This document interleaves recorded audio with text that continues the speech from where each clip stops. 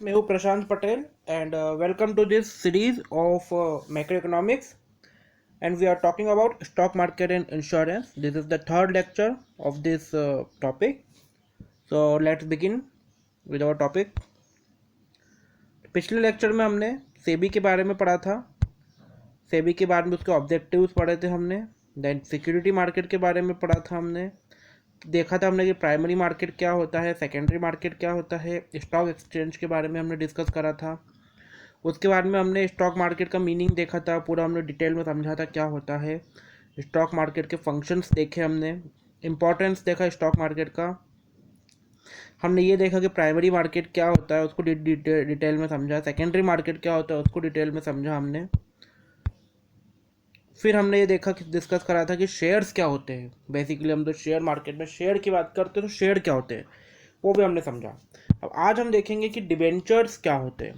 तो देखो, जैसा कि हमने डिस्कस करा था हमने कि शेयर्स क्या होते हैं, किसी भी कंपनी की ऑनरशिप सिक्योरिटी होती है। हमने अगर एक शेयर खरीद लिया मतलब कि हमने उसका उतने परसेंट उसकी ऑनरशिप खरीद ली हमने। जबकि वहीं पर डिबेंचर्स एक तरह से किसी कंपनी की क्रेडिटरशिप सिक्योरिटी होती है। इसका मतलब ये हुआ कि हमने किसी कंपनी को कुछ लोन दिया। अगर हमने किसी कंपनी में इन्वेस्ट करा तो एक तरह से हमने उसको लोन दिया है। अब देखो, अगर हम शेयर्स की बात करें तो ऑनरशिप सिक्योरिटी है। जब भी कंपनी को कुछ भी प्रॉफिट होगा तो जितने परसेंट शेयर्स हमारे पास है उतने परसेंट प्रॉफिट हमको डिविडेंड के रूप में दे दिया जाएगा। जबकि वहीं पर अगर डिबेंचर्स की बात करें तो इसमें कंपनी को प्रॉफिट हो कि लॉस हो उससे हमें कोई मतलब नहीं। हमने अगर कंपनी को कुछ क्रेडिट दिया है तो उस पर हमको एक फिक्स इंटरेस्ट मिलेगा। ठीक है, तो ये छोटा सा डिफरेंस होता है शेयर्स के और डिबेंचर के बीच में। शेयर्स में हमको प्रॉफिट में से हिस्सा मिलता है, जबकि डिबेंचर्स में हमको एक फिक्स इंटरेस्ट मिलता है। उसके बाद बात करते हैं हम अगला एक टॉपिक के जो कि इसका पार्ट 2 है, उसकी हम बात करेंगे, वो है इंश्योरेंस। ठीक है, तो हमें देखेंगे इंश्योरेंस क्या होता है। तो देखो, इंश्योरेंस जो होता है वो दो पार्टी के बीच में एक ऐसा कॉन्ट्रैक्ट होता है जिसमें एक पार्टी है जो कि अपने ऊपर आने वाली रिस्क को बेचता है, जबकि दूसरी पार्टी वो रिस्क को खरीदती है, परचेज करती है। फॉर एग्जाम्पल, अगर हम बात करें सिंपल एकदम बेसिक वाले लाइफ इंश्योरेंस की, तो उसमें इंश्योरेंस कंपनी क्या बोलती है, उसमें बोलती है कि आप हमें कुछ पेमेंट करिए। अगर आपके ऊपर कुछ भी रिस्क जैसी चीज़ आपके ऊपर है, डेथ का, या मान लो कोई एक लाइफ इंश्योरेंस खरीदा, उसमें आपने 50 लाख का मान लो लाइफ इंश्योरेंस है। उस अगर 50 लाख के लाइफ इंश्योरेंस में इंश्योरेंस कंपनी ये बोलती है कि अगर आपको हर साल 5,000 रुपीज़ पर ईयर का आपको प्रीमियम भरना पड़ेगा। अगर आप 60 की एज के पहले आपकी डेथ हो जाती है तो आपके फैमिली मेम्बर्स को 50 लाख रुपीज़ मिलेंगे। अगर 50 अगर आपकी डेथ 60 ईयर्स के बाद होती है तो आपको कुछ भी नहीं मिलेगा, आपकी पूरी प्रीमियम लैप्स हो जाएगा। ठीक है, बेसिक इंश्योरेंस है। क्या बोला इसमें कि अगर आपकी डेथ 60 साल के पहले हुई, 60 ईयर्स के पहले, तो आपकी फैमिली को 50 लाख रुपीज़ मिलेंगे। अगर डेथ नहीं होती है तो आपका पैसा खत्म। इसमें तो आपको एक था डेथ का रिस्क कि मेरे बाद मेरे परिवार का क्या होगा, मेरी फैमिली का क्या होगा। तो उस चीज़ को, वो तो आपके ऊपर रिस्क था कि मेरी फैमिली का क्या होगा, उसको इंश्योरेंस कंपनी ने वो रिस्क आपसे खरीद लिया। ठीक है, वो रिस्क आपसे खरीद लिया एक छोटे से अमाउंट में। वो रिस्क अपने ऊपर ले लिया और 5,000 रुपीज़ लेकर। तो मतलब कि आप इधर से टेंशन फ्री हो गए और वो पूरा टेंशन किसके ऊपर आ गया, इंश्योरेंस कंपनी के ऊपर आ गया। तो इंश्योरेंस एक ऐसा ही कॉन्ट्रैक्ट होता है दो कंपनियों के बीच में। ठीक है, इंश्योरर के बीच में और इंश्योर्ड के बीच में। इंश्योर्ड मतलब कि जो प्रीमियम पे करता है और अपनी रिस्क को सेल आउट करता है। इंश्योरर वो होता है जो कि प्रीमियम लेता है और रिस्क को भी परचेज करता है। तो यही एक बेसिक इंश्योरेंस होता है। अब अगर टाइप्स ऑफ इंश्योरेंस की बात करें तो इंश्योरेंस दो टाइप का होता है, लाइफ इंश्योरेंस और general insurance. Life insurance simple आपकी लाइफ के बारे में होता है, लाइफ को डील करता है, जो कि अभी हमने एग्जांपल से समझा। ठीक है, कि उसमें अगर आपकी डेथ हुई तो आपको कुछ मिलेगा, या आपने 60 ईयर्स की एज कवर कर ली तो आपको कुछ मिलेगा, इस टाइप का कुछ रहता है। और दूसरा होता है जनरल इंश्योरेंस। लाइफ इंश्योरेंस के अलावा जितने भी इंश्योरेंस होते हैं, चाहे वो प्रॉपर्टी इंश्योरेंस हो, चाहे वो मोटर व्हीकल इंश्योरेंस हो, चाहे वो मेडिक्लेम हो, वो सभी कुछ जनरल इंश्योरेंस के अंदर आता है। आप प्रॉपर्टी का करो, किसी भी चीज़ का करो, थेफ्ट का करो, बलगरी का करो, किसी का भी करो, वो सब जनरल इंश्योरेंस में आएगा। ठीक है। लाइफ इंश्योरेंस दो टाइप के होते हैं, टर्म लाइफ इंश्योरेंस और permanent life insurance. Term life insurance में आपको एक एज लिमिट फिक्स है, एक टाइम लिमिट फिक्स है, परमानेंट में वो आपको लाइफ टाइम के लिए। ठीक है। ठीक इसी प्रकार से जनरल इंश्योरेंस तो बहुत टाइप के होते हैं, मतलब मैंने तीन ही दिए यहाँ पर, fire insurance, marine insurance, accident insurance, इसके अलावा भी बहुत सारे होते हैं। प्रॉपर्टी इंश्योरेंस होता है, मेडिक्लेम होता है, उसके अलावा आपका जो भी मोटर व्हीकल इंश्योरेंस होता है वो होता है।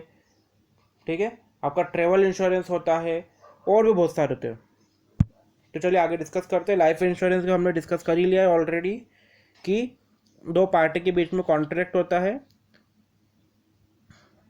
एक पर्टिकुलर अमाउंट के लिए, कि अगर आपकी डेथ हो जाती है तो आपके परिवार वालों को इतना पैसा मिल जाएगा।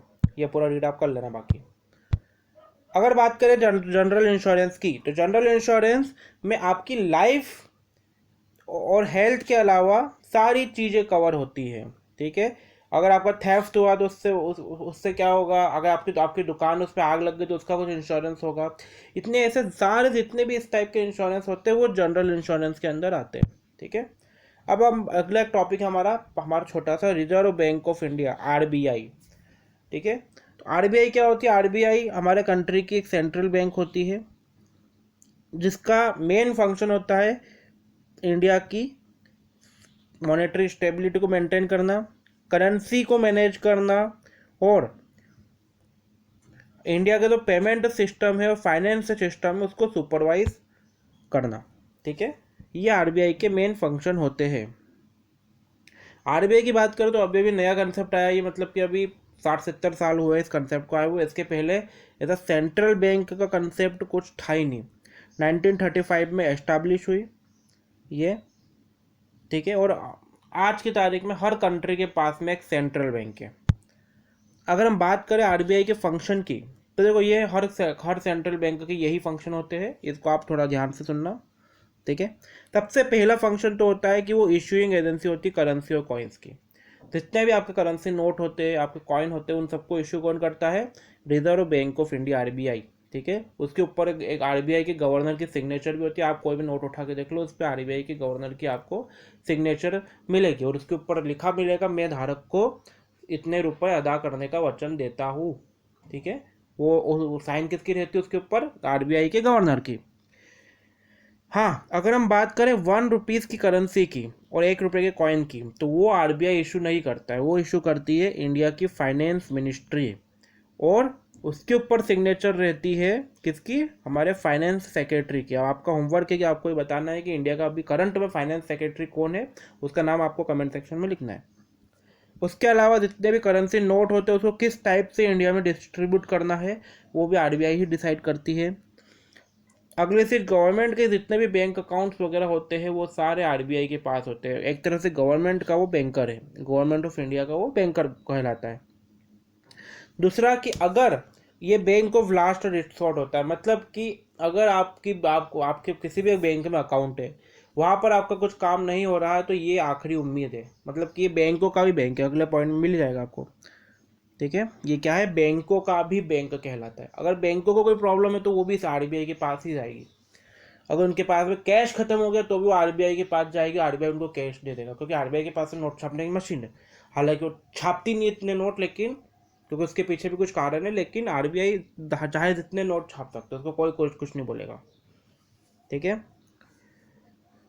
दूसरा कि इंडिया में तो क्रेडिट पॉलिसी और मॉनेटरी पॉलिसी आती है हमारी इकोनॉमी में, वो भी आरबीआई ही अनाउंस करती है, और ये बाई मंथली होती है। हर 2 महीने में एक बार आरबीआई अपनी मॉनेटरी पॉलिसी अनाउंस करती है। ठीक है। उसके अलावा ये सीपीआई को भी स्टेबलाइज करने का काम करती है। सीपीआई क्या है? ये इन्फ्लेशन के लिए एक इंडेक्स होता है, कंज्यूमर प्राइस इंडेक्स होता है, जिसके थ्रू हम इन्फ्लेशन कैलकुलेट करते हैं। ठीक है। अब ये दो टाइप का होता है, एक रिटेल इन्फ्लेशन होता है और एक होलसेल होता है। ठीक है। मतलब कि रिटेल के लिए होता है कंज्यूमर प्राइस इंडेक्स, और WPI होता है होलसेल प्राइस इंडेक्स। इन दो तरीकों से हम इन्फ्लेशन या यूँ बोले कि महंगाई दर कैलकुलेट कर सकते हैं।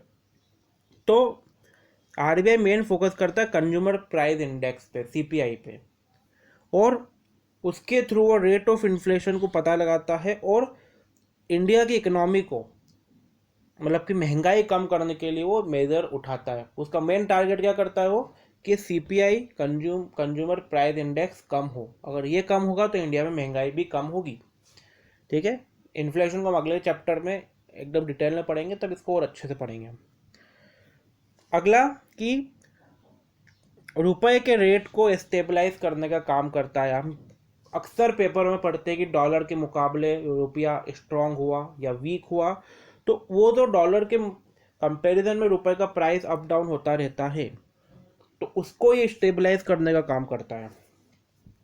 दूसरा कि इंडिया में जो भी फॉरेन करेंसी आती है, जो भी फॉरेनर आएगा इंडिया में, तो वो RBI के पास में अपनी मुद्रा जो भी होगी, डॉलर, यूरो, पाउंड, स्टर्लिंग जो भी होगा, उसको RBI के पास जमा करवाएगा और इंडिया में रहने के लिए वो वहाँ से रुपए लेगा। ठीक है, तो जितने भी अदर फॉरेन करेंसी है उन सबको रिजर्व रखने का काम भी कौन करता है, सेफ में रखने का काम भी कौन करता है, RBI करता है। ठीक है, दूसरा इंटरनेशनल मॉनेटरी फंड IMF, जो कि यूनाइटेड नेशन की एक बॉडी है, उसके अंदर गवर्नमेंट ऑफ इंडिया के एजेंट की तरह वो काम करता है। मतलब कि गवर्नमेंट ऑफ इंडिया की तरफ से कुछ भी बोलना है, वहाँ पर कुछ भी पार्टिसिपेशन करना है, तो वो सारे काम RBI का ही कोई ऑफिसर जाकर करेगा। उसके अलावा बहुत सारे प्रमोशनल और डेवलपमेंट फंक्शंस को RBI परफॉर्म करता है, और बहुत सारे इंस्टीट्यूशंस भी उसने सेटअप करे हैं, जैसे कि IDBI industrial development bank of India, SIDBI small industrial development bank of India, NABARD national agriculture board and rural development, national agriculture bank and rural development NHB national housing bank, और इससे बहुत सारी एजेंसियों को इसने ही सेटअप करा है और उनको फंक्शन करने का काम भी यही करता है। ठीक है, इसके अलावा एग्जिम बैंक का नहीं दिया मैंने, एग्जिम बैंक मतलब होता है एक्सपोर्ट इम्पोर्ट बैंक, उसको भी RBI ही रेगुलेट करता है। आगे बढ़ते। अब हमने यहाँ पर एक पॉइंट पढ़ा था कि जो RBI होता है वो इंडिया की मॉनेटरी पॉलिसी और क्रेडिट पॉलिसी को अनाउंस करता है। तो अब हम ये देखेंगे कि कैसे वो क्रेडिट को कंट्रोल करने का काम कैसे करता है, मॉनेटरी पॉलिसी क्रेडिट पॉलिसी में क्या क्या देता है वो। तो क्रेडिट को कंट्रोल करने के लिए RBI के पास में दो टूल होते हैं। कौन कौन से होते हैं, क्वांटिटेटिव टूल्स और क्वालिटेटिव टूल्स। तो क्या क्या होते हैं ये मेथड या टूल्स। क्वांटिटेटिव मेथड में क्या होता है कि वो सबसे पहले पार्टी वाइज सीलिंग डिसाइड कर देता है कि आपको इस पार्टी को, या आपको मान लो कॉर्पोरेट्स को इतने % ही आप लोन दे सकते हो। मान लो कि आपके पास में लोन देने के लिए 100 रुपीज़ है किसी बैंक के पास में, तो वो डिसाइड कर देगा कि आप कॉर्पोरेट्स को 50 रुपीज़ का लोन ही दे सकते हो, बाकी 50 रुपीज़ का आपको कॉमन पब्लिक को देना पड़ेगा। उसके अंदर भी वो एक और सीलिंग लगा देता है कि उसमें भी आपको एजुकेशन लोन के रूप में इतना देना पड़ेगा। मान लो कि 50 में से 5 रुपीज़ आपको एजुकेशन लोन के रूप में देना पड़ेगा, आपको 10 रुपीज़ आपको कार लोन के रूप में देना पड़ेगा। ऐसे वो अलग अलग सीलिंग को फिक्स कर देता है, जिससे कि RBI को ये पता है कि हाँ इस सेक्टर में मनी की कमी है, तो उस सेक्टर में वो लोन का % बढ़ा देगा। तो उससे क्या होगा, उससे ये होगा कि वो सेक्टर में कैश आ जाएगा, और तब उस सेक्टर में कैश ज़्यादा होगा तो उस सेक्टर में कैश की कमी पूरी हो जाएगी। तो ऐसे पार्टी वाइज सीलिंग ही लगा देता है। फिर मार्जिन भी इम्पोज कर दे रहा है। मार्जिन मतलब ये कि अगर आप 100 रुपीज़ लोन के रूप में कोई बैंक दे रही है, तो उसके पास में उसको फुलफिल करने के लिए कम से कम 120 रुपीज़ या 130 रुपीज़ एक्स्ट्रा रिजर्व में होना चाहिए।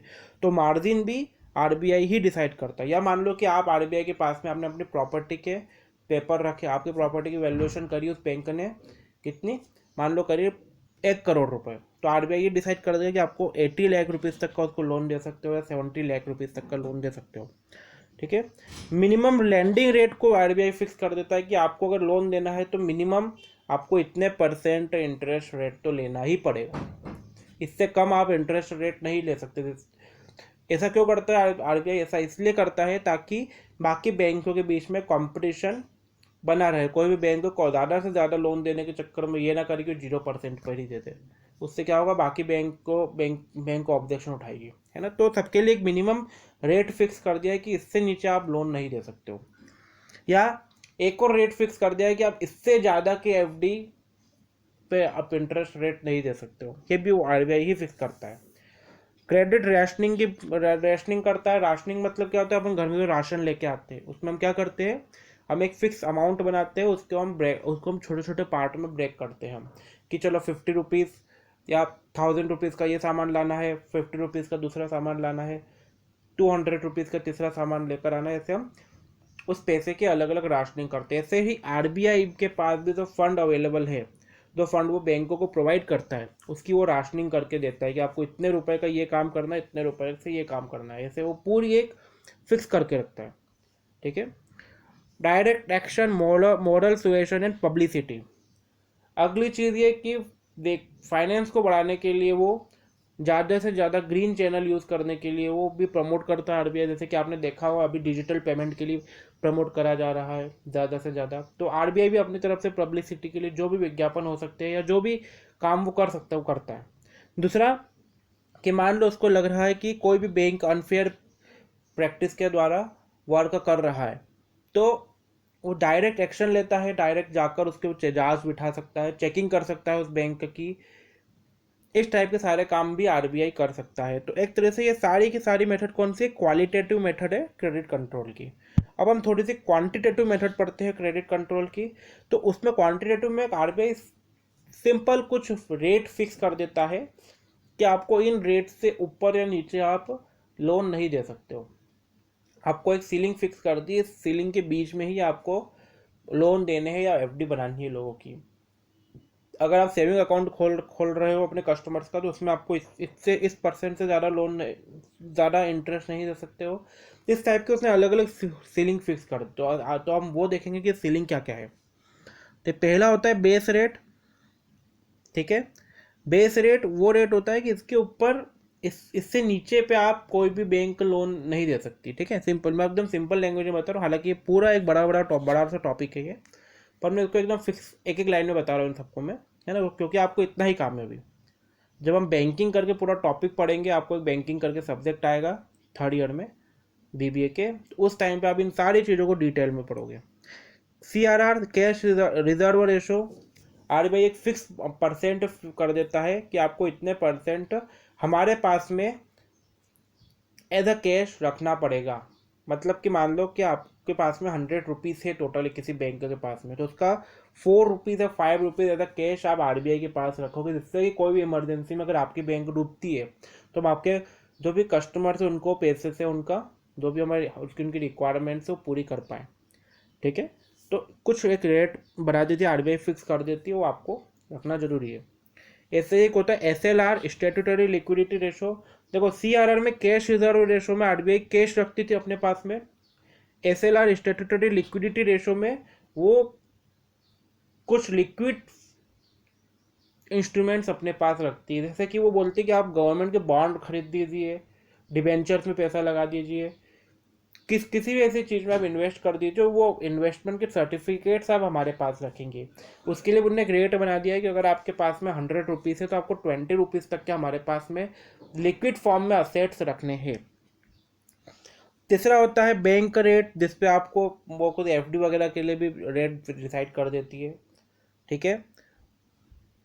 ये रेट मेनली वो रेट होता है बैंक रेट कि जो अगर किसी बैंक को आरबीआई से लोन लेना है तो वो इस रेट पे ले सकती है। उसके अलावा ओपन मार्केट ऑपरेशंस में 3 टाइप के रेट होते हैं, repo rate, reverse repo rate और लिक्विडिटी एडजस्टमेंट फैसिलिटी। इसका सिंपल सा मीनिंग ये होता है कि आरबीआई बैंकों को जब चाहे जब कुछ पैसा लैंड कर सकती है, ठीक है।